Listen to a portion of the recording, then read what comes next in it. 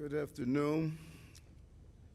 I'm really glad to be here with the Police Commissioner, Chief LaPetrie, and the entire executive team, and Deputy Mayor Kaz Daughtry, and just really want to say thank you to the men and women of the New York City Police Department. It has always been my North Star to make sure our city is safe, not only as the mayor, but also just as a police officer. And it was important that we put in place a clear plan on how to accomplish that. And we had an ocean liner of crime that we had to turn around, and it doesn't turn around instantly. You had to put in place programs and initiatives they both were proactive and reactive. And you're seeing the results of proper planning, proper execution, and not allowing one who think an experiment can get in a place of experience. Experience matters, and you're seeing the results of that. And I said over and over again throughout my time in public life that public safety is the prerequisite to prosperity. That's the number one thing I've heard throughout my time in office and now as the mayor of the city of New York. If you are not safe, you cannot send your children to school, you cannot go to work, you're afraid to be on our public transportation system, you're just afraid to enjoy the parks every day. Safety matters. Safety matters. People want not only to be safe, they must feel safe. And we focus on that over and over again, and this administration is delivering just that. Our 2025 second quarter crime data shows that our public safety system is working. We are continuing to drive down crime throughout New York City, and you see it everywhere, from below ground to above ground, and which traditionally has been a significant place where crime has existed in our public housing. Public housing residents deserve the same safety that I expect in front of Gracie Mansion. You should have it in Marlborough Public Housing. That is our focus. And we're going to continue to drive down crime. We have gone to work to sweep crime and illegal activities from our neighborhoods, and the success is clear. And when you add that to our quality of life division, we're now focusing on people feeling safe because we knew it mattered. So I want to start with the top line. Major crime was down in June. Crime was down in the second quarter of 2025. Crime is down overall this year, and crime is now down for the sixth quarter in a row. I said that all fast, so let me slow it down. Major crime was down in June. Crime was down in the second quarter of 2025. Crime is down this year, and crime is now down for the second quarter in a row. Homicides down, rape, robbery, felony assault down, burglary down triple digits, grand larceny and auto theft were down. Additionally, shootings were down with double-digit declines in June. Actually, that doesn't do it justice. Shootings were down 30% for June. June, the hot month. Everyone knows when you enter summer, you're dealing with a whole summer safety plan. You're dealing with a whole shift in policing. We all are concerned about the months of June. Retail theft, something that plagued the country. But here in New York, down more than 17%. And a place that is extremely important to me, hate crimes. Hate crimes were down, as were crimes in our housing developments. And this is important because our efforts of removing over 22,300 illegal guns off our streets, 2,600 this year alone we removed off our streets. And those 2,600 weapons will no longer threaten the life of individuals, families, loved ones, and disrupt communities. And so for the first 6 months of 2025, shooting incidents reached their lowest level in New York City's recorded history in the first 6 months. tying the previous record, which had been set in 2018. And the number of shooting victims for the first 6 months of the year, they're located now at record lows. We beat the previous 2018 record with 14 fewer shooting victims and beat last year by 125 less. Those are 125 people that are alive today, families and friends. So far this year, we've had 100 fewer shootings compared to the same period last year.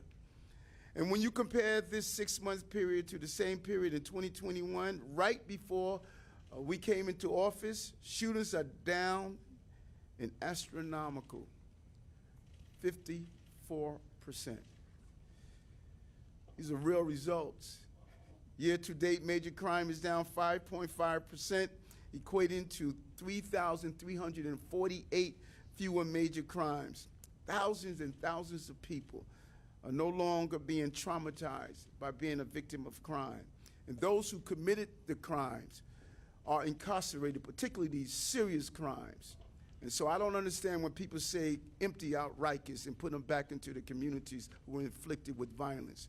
People who commit these crimes don't deserve to be on our streets.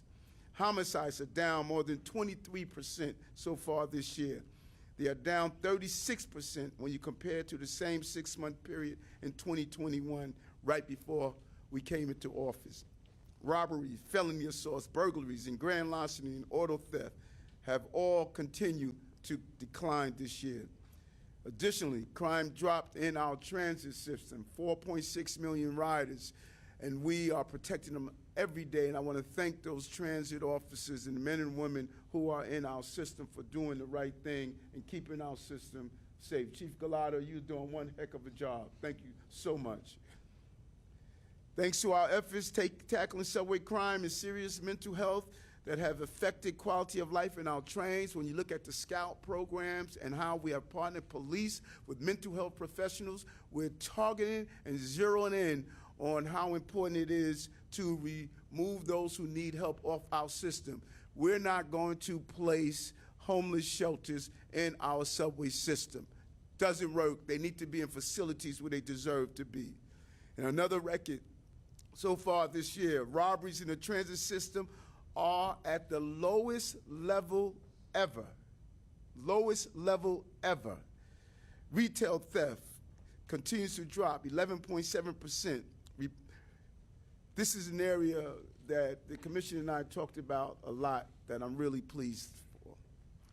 Hate crimes fell by over 17% in the second quarter, leading to a drop of 16% year to date. We witnessed an 11% decrease in hate crimes towards Muslims.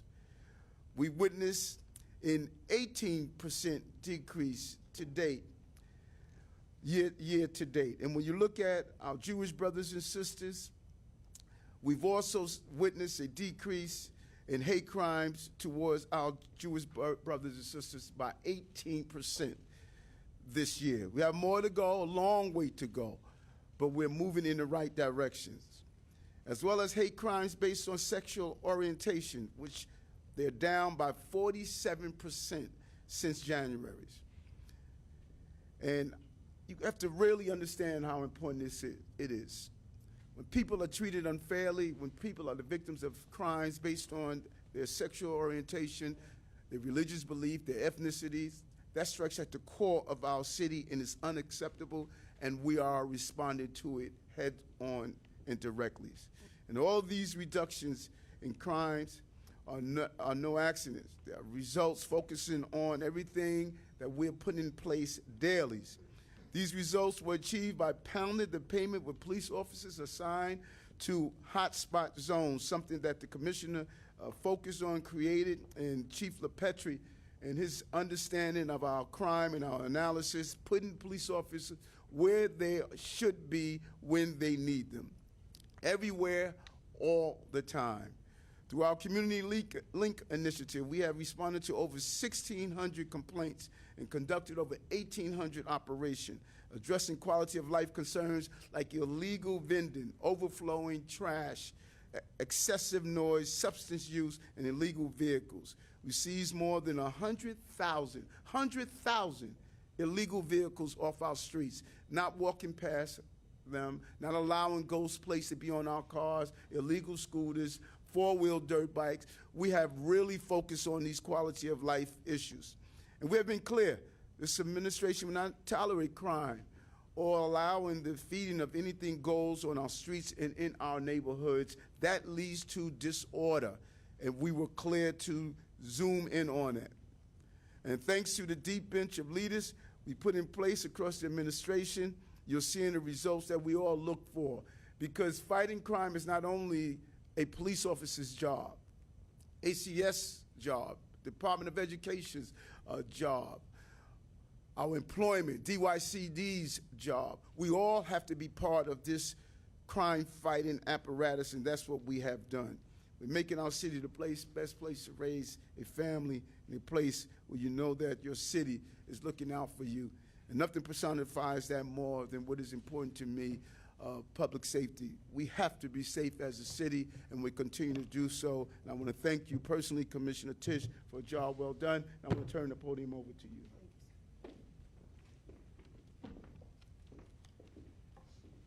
Good afternoon.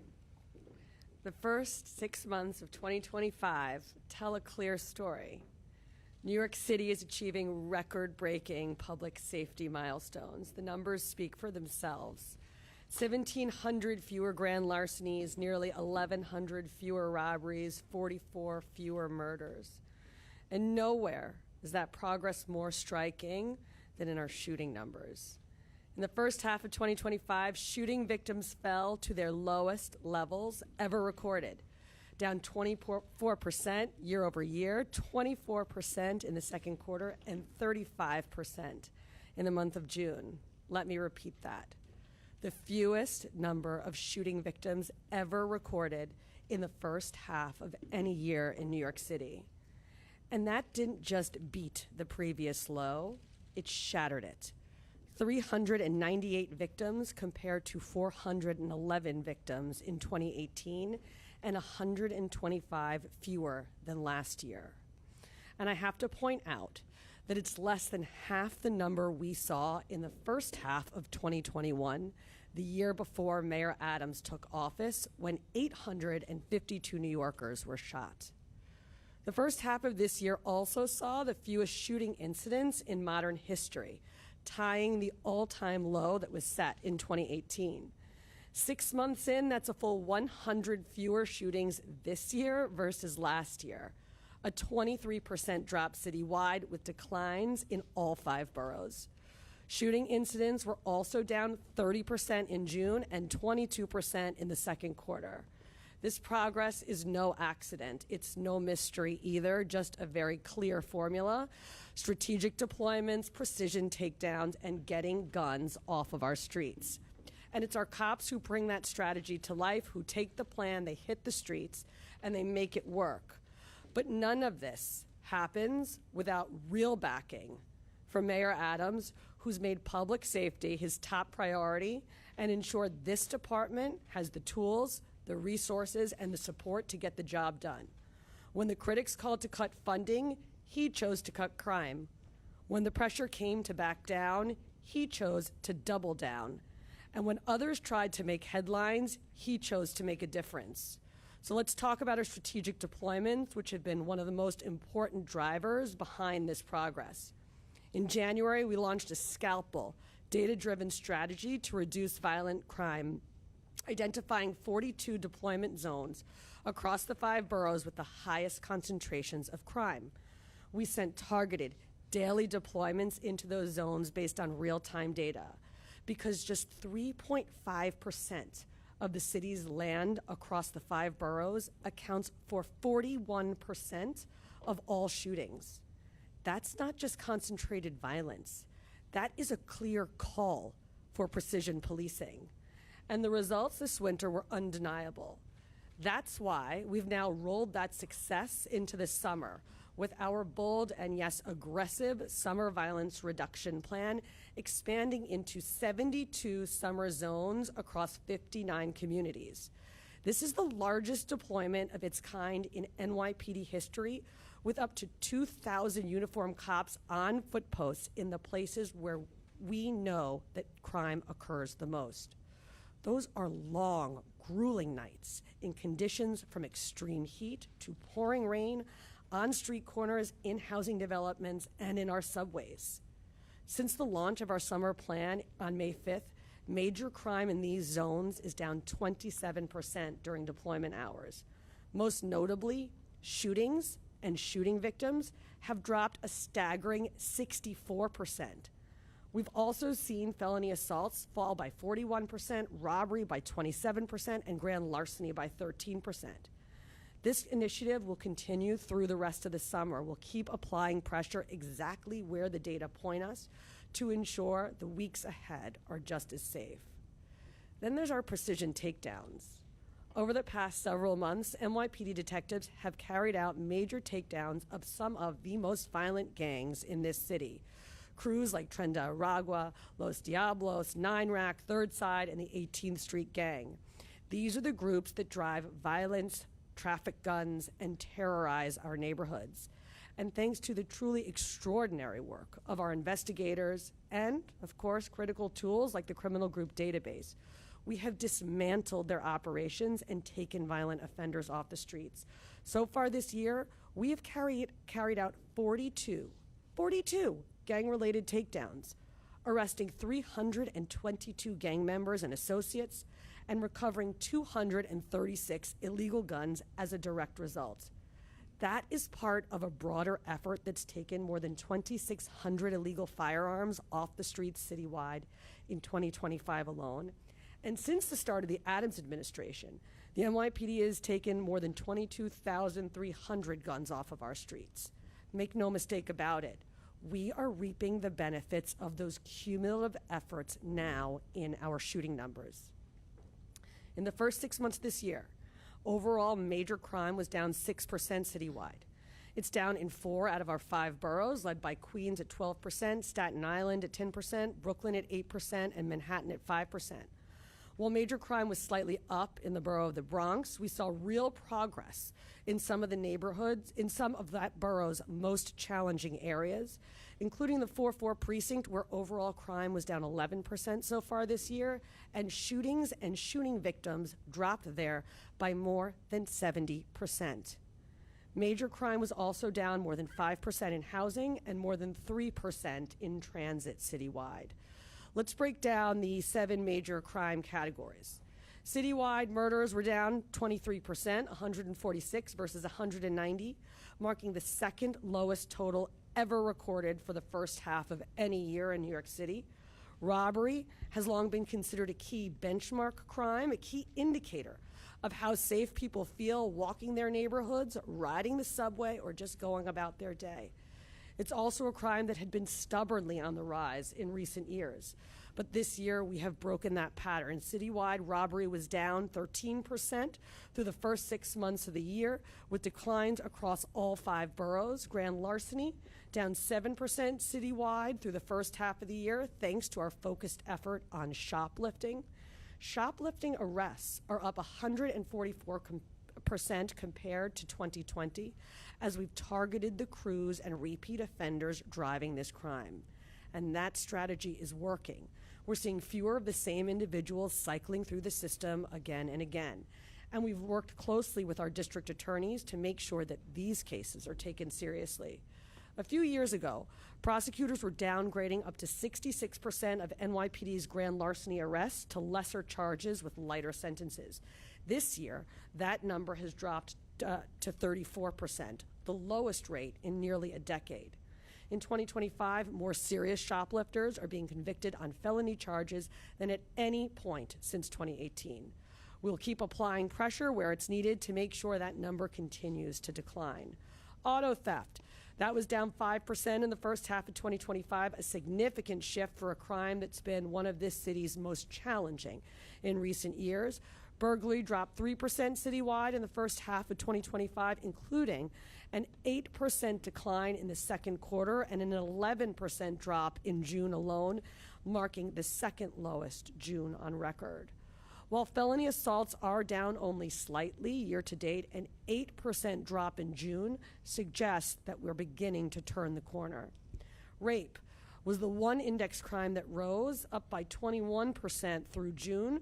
That increase is in large part due to a change in state law that took effect in September of 2024, which expanded the legal definition of rape to better reflect the full range of these crimes. Because of that change, we expect to have a clearer year-over-year comparison starting this fall.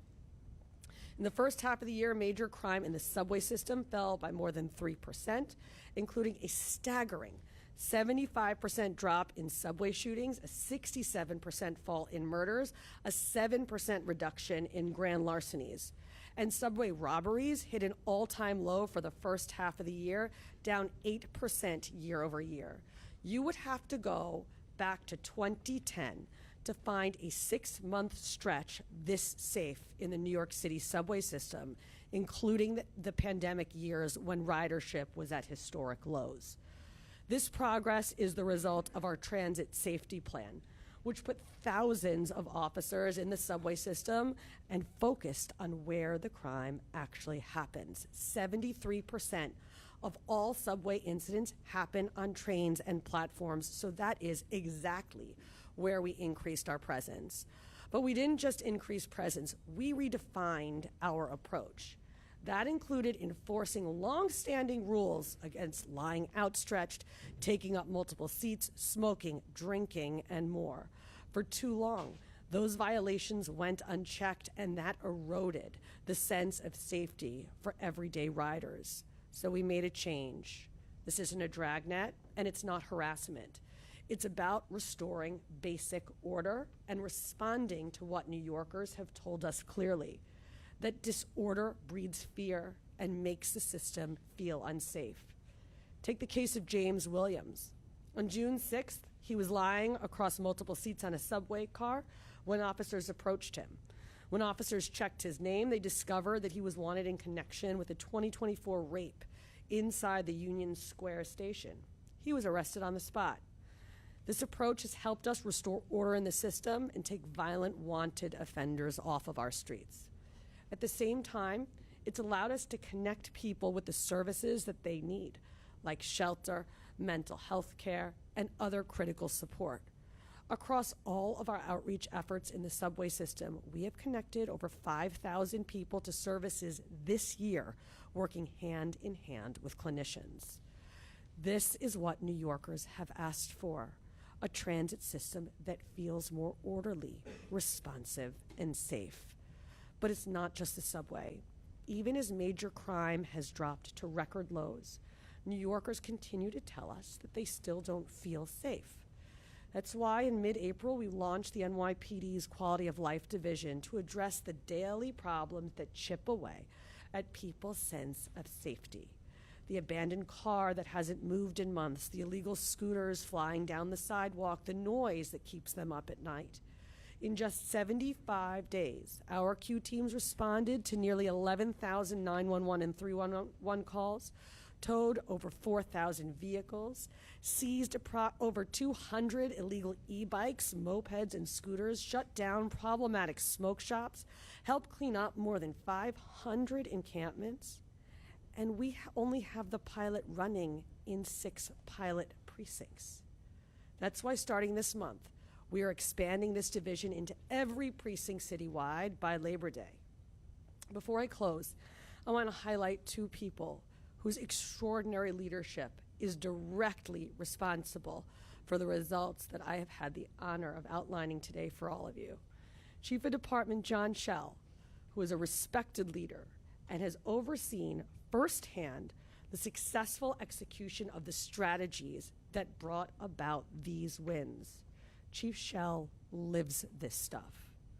And our Chief of Crime Control Strategies, Mike LaPetrie. Simply put, Chief LaPetrie is a crime-fighting genius. In a moment, He will walk through some of these numbers in greater detail. But first, I want to thank once again Mayor Adams, whose leadership made all of this progress possible. And as always, it's the women and men of this department who absolutely crushed it during the first half of this year. Every number we share today, every reduction, every life saved reflects their work. Because of them, New York is safer today than it has been in years. And I think it's pretty clear that in the first half of 2025, none of us came to play, and these results speak for themselves. Now I will turn it over to Chief LaPetrie.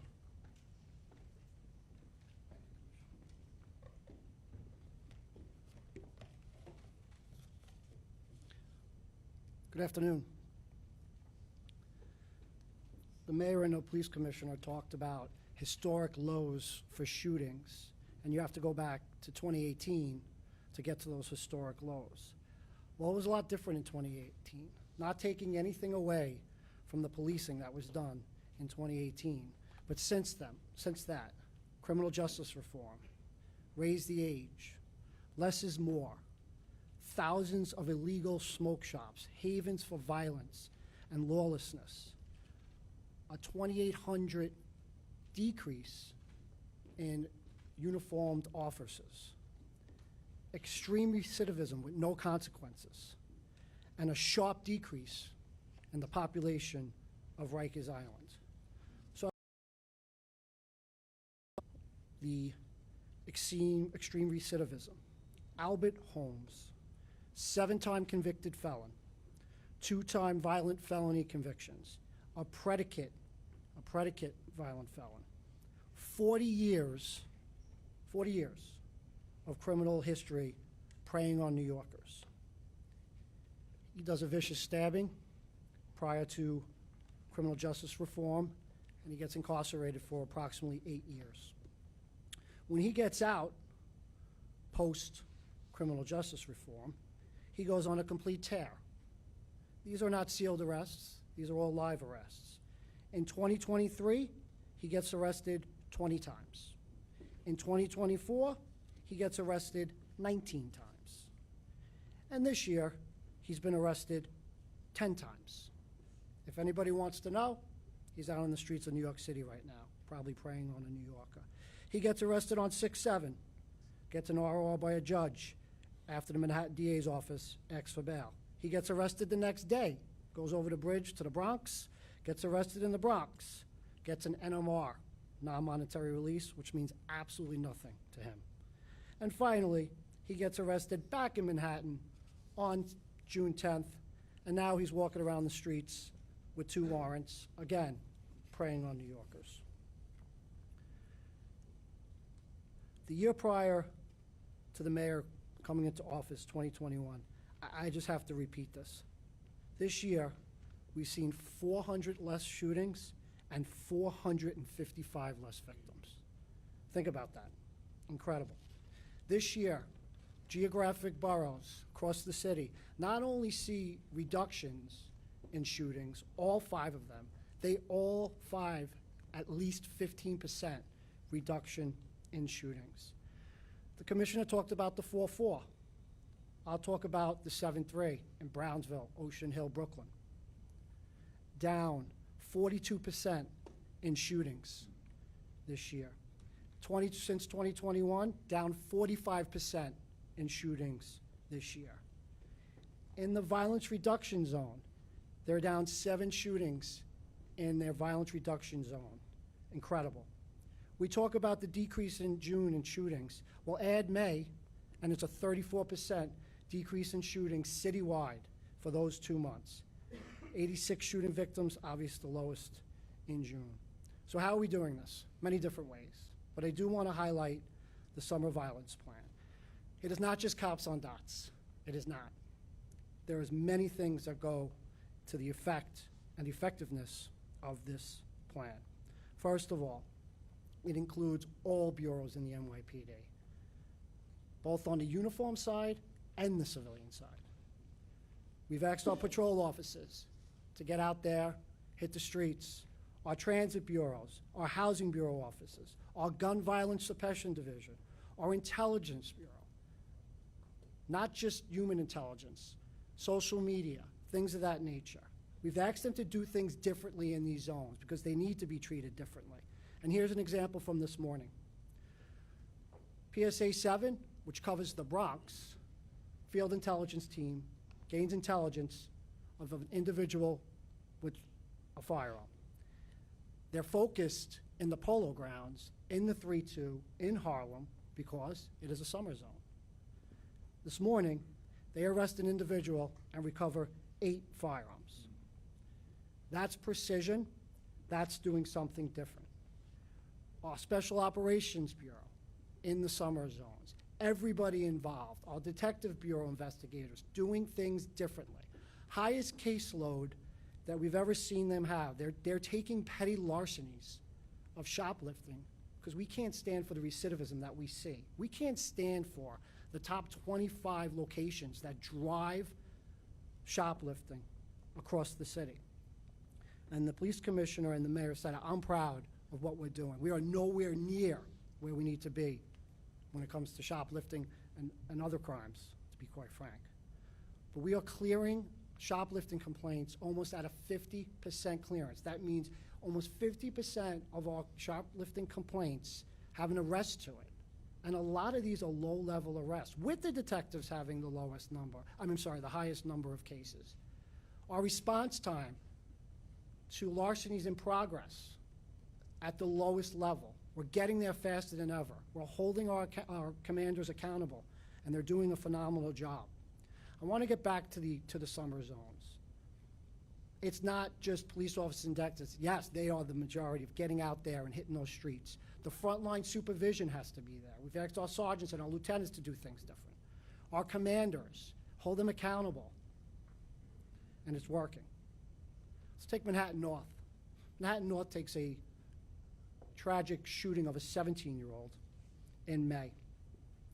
2 days later, in the heart of one of the summer zones, we have a retaliatory shooting. The very next day, actually no, that day, we started moving resources right into that area, quickly. The next day, we formalized the plan. And guess what? Since that shooting in May, we've seen an 86% reduction in Manhattan North shootings since that time, since May 9th to present. An 86%. That's because we move with speed, we move with seriousness, and we move with intelligence. And we gather intelligence in a lot of different ways. Criminal group database being one of them. Saving lives. You know, we talked about one of the safest Memorial Days, if not Memorial Day weekends, that the city saw. So again, like the commissioner said, we build off our success, we learn from our mistakes. So we're going to build off that success for Memorial Day. And we're going to be better on July 4th weekend. You're going to see New York City police officers in 28 of the most problematic parks. Not just 2, but many. You're going to see firearm suppression like you've never seen it before. Lawlessness that we do not stand for. Car meet locations. We know where they are. We'll be there. We know when they move, and we'll move with them. Actually, we'll beat them there. I just want to talk about the Roosevelt Avenue zone. Been in the news. The mayor's always spoken about it since he took over the administration. I know the police commissioner also in November. The Roosevelt Avenue summer zone is down 62% since May 5th in overall crime. Robberies have fell 64%. Felony assaults, 54%. The summer zone plan does not focus just on shootings. It focuses on street-level crime that we feel we can affect the most. And when you look at the felony assaults, the robberies, and the shooting incidents and shootings reduction, it is clearly working, but we all know we have a lot of work to do. So I want to thank everybody, you know, my partners here and all the other bureaus, the police commissioner, and the mayor. Thank you very much. All right, we're going to do on-topic questions now. On topic, Charles. Good afternoon. Despite the drop in shootings and index crimes, felony assaults are still stubbornly high. Do you have an explanation? Sure. It's being driven by a couple of categories. So unfortunately, we do have a small uptick in our elderly assaults. We do have a small uptick in assaults on police officers and our domestic assaults. What I do like to report, in our 72 violence reduction zones, we're down 41% in felony assaults during deployment hours. And that's a big part of our deployment. So we're not just there for shootings. We're there to make New York safer in a lot of different ways. Other on topics? Yeah. Tony. Yeah, I guess for the mayor, you've often talked about the 22,000 guns seized since your administration started. That's 2,600 this year. That's still a lot of weaponry, although the shootings are down, the victims are down. Are there more guns out there than we know, and is that going to be an intractable problem going forward? Well, I think it's a combination. I think Chief LaPetrie, he pointed out the circumstances we are policing under is different from circumstances previously. When you look at bail reform, when you look at raise the age, when you look at less is more, all of these entities contributed to some of the shootings, some of the problems that we're facing. Too many guns are on the street. During I think it was my first year in office, and I invited President Biden to come to the city and to meet with the police department because we didn't have an ATF director, and he was able to appoint an ATF director. That coordination on the federal, state, and city level is crucial because we have to stop the flow of guns. We don't manufacture guns here. What are they doing in the hands of our young people? And so we want to continue that collaboration. The governor has been a partner on this issue, and we're going to continue to coordinate with our federal partners. We have to stop guns from coming into these cities like New York, Chicago, Los Angeles, and others. That is the focus. What we're doing here is collaborating with our district attorneys to do these gang takedown. We saw the numbers, and those are the shooters. Those are the trigger pullers. And we're focusing on taking them down, and also the day-to-day officers doing smart heads-up policing, not doing illegal stops and frisk that we saw eons ago, but smart, targeted, precision policing. That's allowing us to go after these guns, and it's crucial. You want to ask something? Monica? Monica, how are you? Commissioner, you always advocate for the changes in the state law to help you do the job here in the city. And I know the commissioner has also spoken about it, but currently, what is the biggest thing you would like to see change in the state law?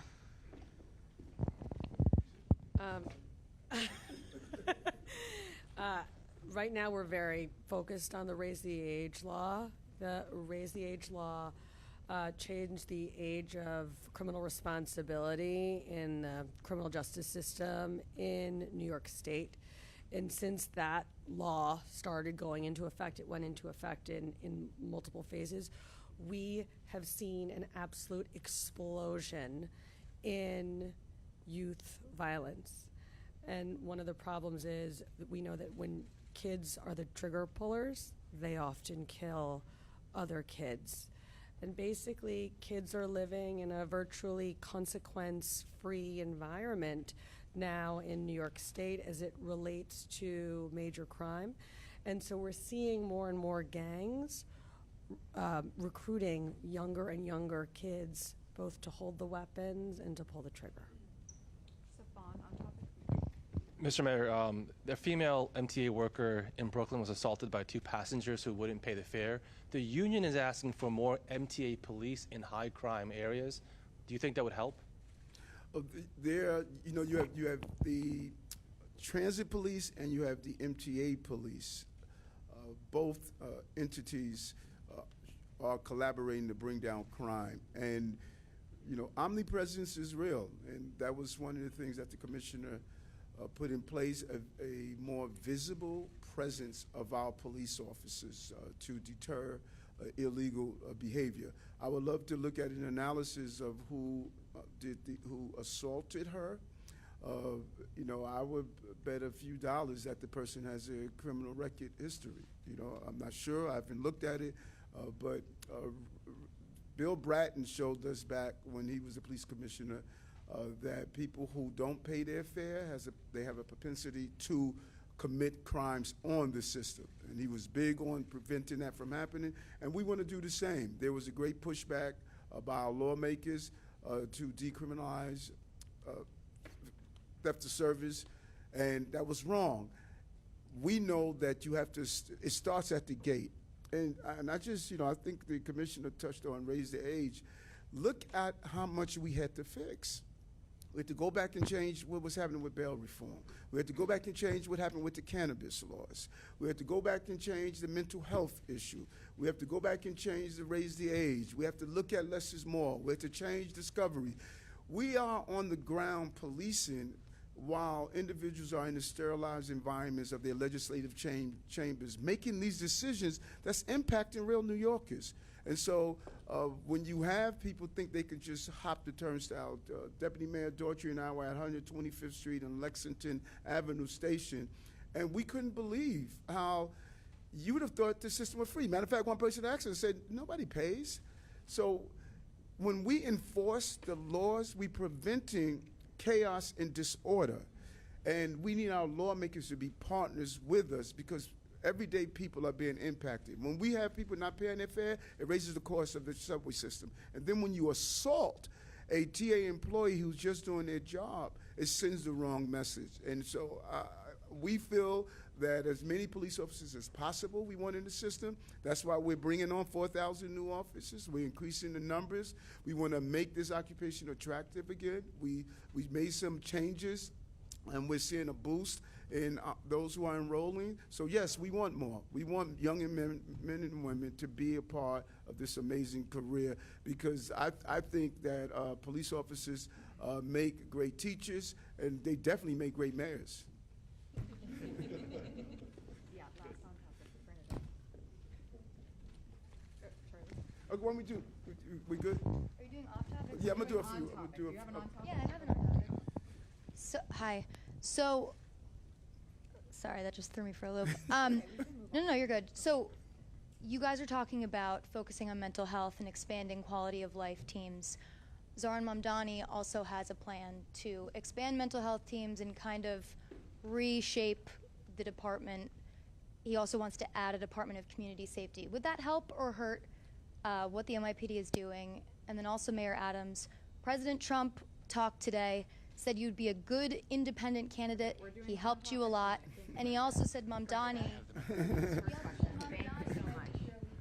So let's talk about the public safety stuff. Look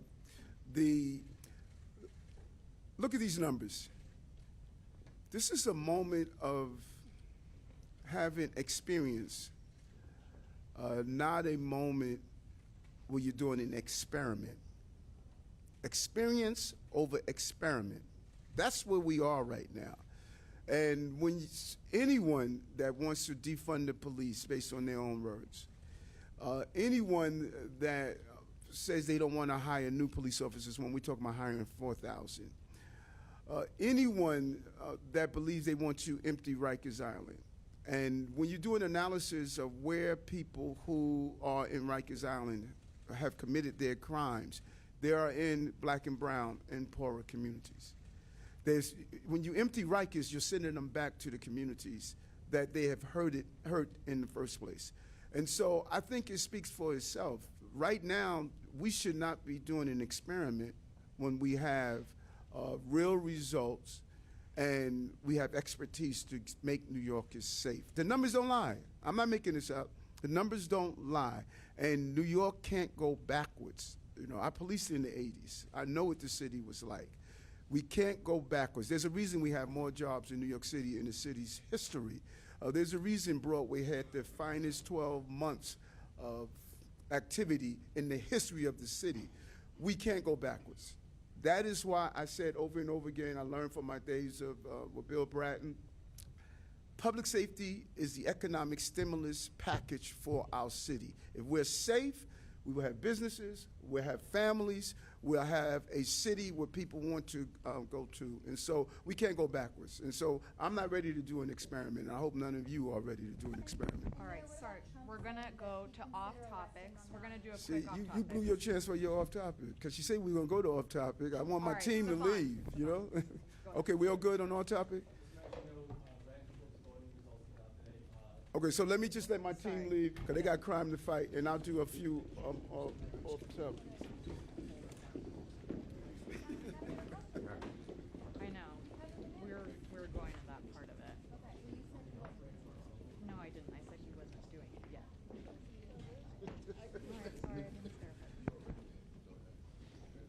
Stefan, go ahead.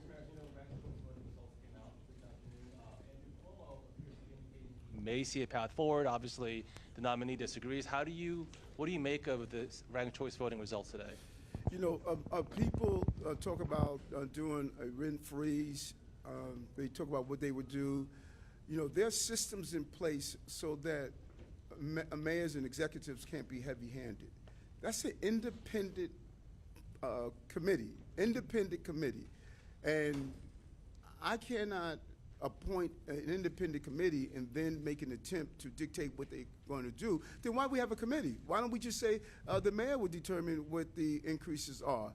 They do an analysis, they come up with numbers. We wanted a low end from the numbers, as low as possible, because we know tenants are hurting. We know affordability is a real issue. No one knows that better than me. I grew up in a household where affordability was a real issue. And that independent committee came up with a number. And I don't want folks to lose sight on something that no one really wants to talk about. There is a mindset out there that there's never a time to raise rent. Never a time. You never raise rent. Leave them the way they are, no matter what. I had a forum with small property owners last week, I believe it was. And you should hear these stories. You know, the same body of people are saying don't increase rent at all was saying no rent during COVID, no rent. What do you tell a family who has a 14-unit building, all their wealth is tied up in it, 25% of the tenants are not paying any rent for whatever reason or another, and then as taxes go up, heat goes up, everything goes up, we're telling them you can't do anything to increase those costs. That's just unfair. It's just unfair. And so, yes, it sounds good. I got it. It sounds good to give everything away free. It sounds good to say never increase the rent. But if you're the mayor of the city of New York, you have to balance with those working class people who are trying to make ends meet and those tenants who are trying to make ends meet. We're in this together. And if we go through this city, you should interview some of these small property owners. They're losing their homes. Then big LLCs come in and buy up all of these small properties.